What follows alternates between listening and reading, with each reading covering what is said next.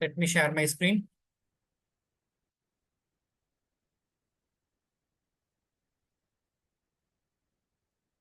So next session, we are going to continue the next session. In this session, we are going to discuss about assignment operators, and then another remaining operators we are going to discuss in this session. Okay. Wait just a minute. I'll pause my video and we'll continue the session. So while coming to assignment operators, okay, when you take assignment operators, so the simple assignment operator is equal to, okay, the equal to is a simple assignment operator. So which is very basic assignment operator. This operation is performed, first it is performed using single equal to. I'll highlight the point, okay, using pen.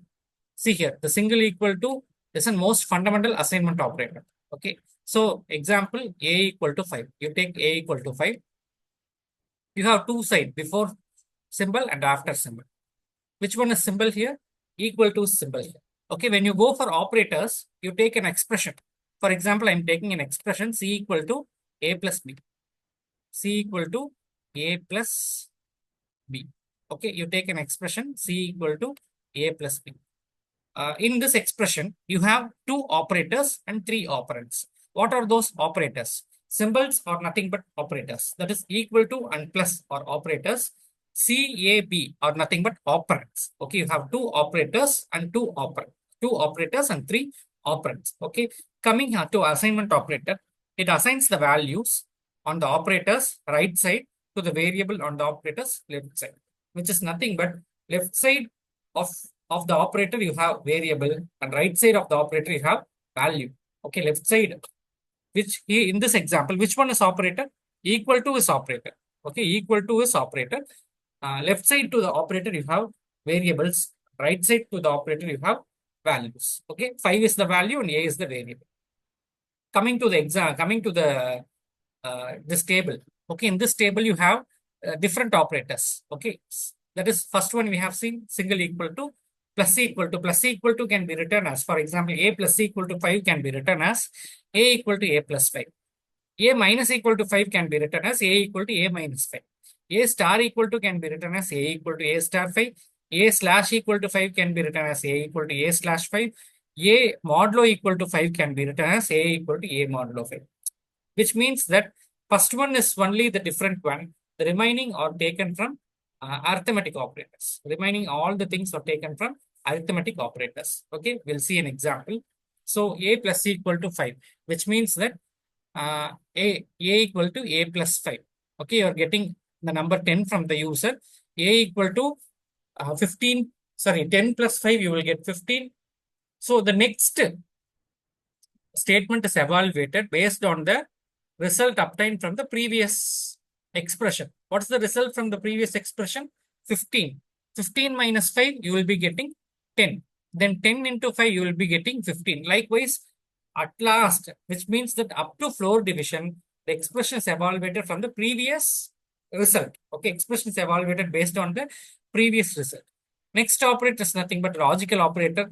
You have three logical operators in Python: AND operator, OR operator, NOT operator. Okay, I think you hope you know the truth table for these operators. Okay, we'll see an example. A equal to 5. So a greater than 3 and a less than 5. See this particular point. Okay, a greater than 3 and a less than 5. What is the value of a? That is nothing but, which is nothing but 5. 5, which should be greater than 3. 5 greater than 3 and 5 less than 5. 5 less than 5. Both are true or false. 5 greater than 3 is true. 5 less than 5 is false. So one is true and one is false. When coming to AND operator, true and false will become what? False. Okay.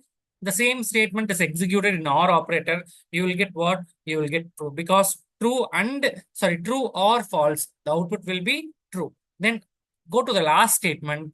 You're up. So this AND operation, you know the result for this AND operation. Okay, you know the result for this AND operation. So when you apply NOT for this AND operation, what you will get? You will get only for true. Okay, for AND operation you are getting false. If you are applying NOT for that AND operation, you will get true. Okay, then membership operator. So membership operator, it is mainly used to check whether the particular value is present in a sequence or not.